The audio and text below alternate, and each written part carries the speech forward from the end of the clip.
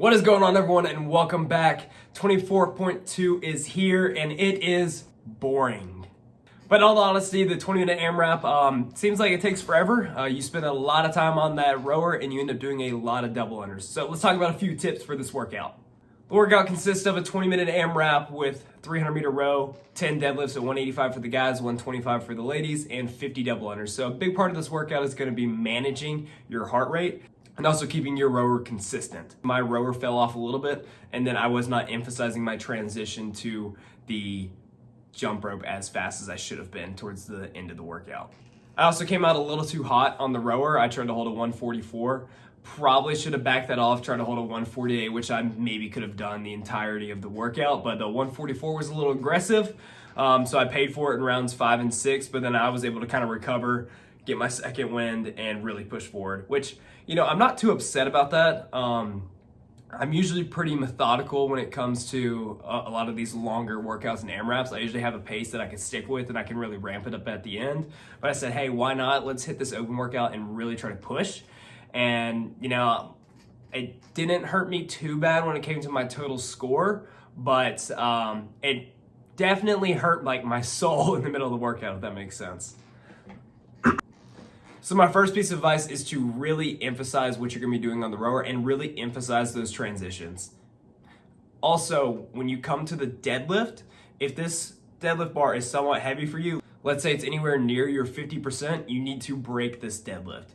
Whether it's a 6-4 or a 4-3-3, I think just giving yourself a little bit of that break to where you can be more efficient on the double unders will be huge.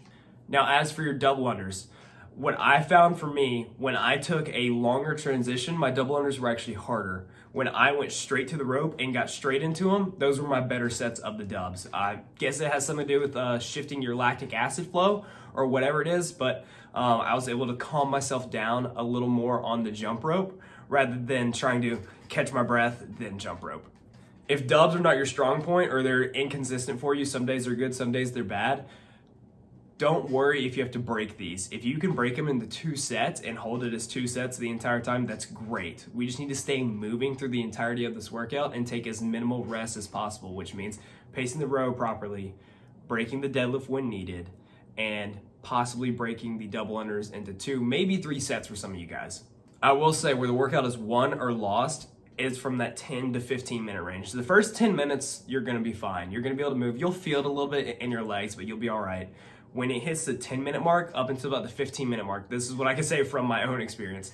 That was tough. That was where I was really having the mental battle of trying to emphasize my transition, trying to keep my rower up and things like that. But once I got to that 15-minute mark, I was like, oh, we're home free, home stretch, final 5 minutes. I try to pick up the tempo about every 30 seconds throughout the remainder of the 5 minutes, and then just kind of sold out in the last minute, minute and a half. Well, final few things here. Really try to manage your heart rate. Make sure we're breathing on the rower. Find a breathing cadence that works best for you. I usually exhale when I'm pulling the chain to my chest.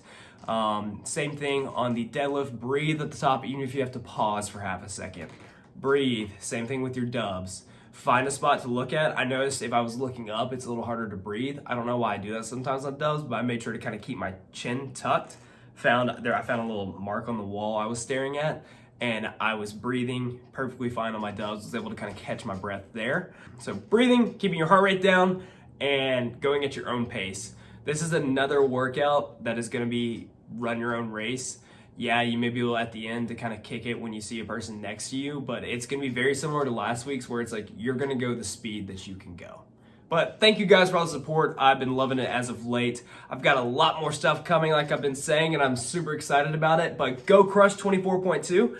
Let me know how you guys did. If there's any tips that you think I should have added in here, drop them down below. Maybe someone else could use them when they're reading the comments.